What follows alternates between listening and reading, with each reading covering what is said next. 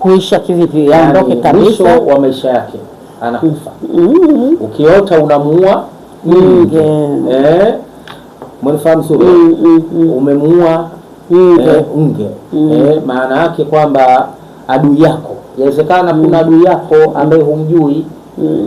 Maana maisha sasa hivi wakati mwingine mtu anacheka na wewe, lakini pengine hakutaki mema katika moyo wako.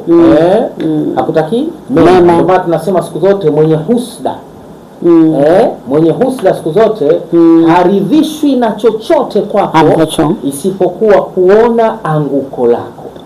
Ndiyo. Sasa yule mwenye husda ni adui yako. Ndiyo. Sasa unapomuona nge katika ndoto amekufa, ama nge huyo umemuua wewe, ni ishara adui yako tunampoteza. So anaenda kupotea tu, anaenda kufa. Adui yako anaenda kufa, yani kufa kabisa, kuondoka katika dunia hii. Au ukiota nge anakuuma katika mkono, ukiota nge anakuuma katika mkono, maana yake unaenda kufilisika.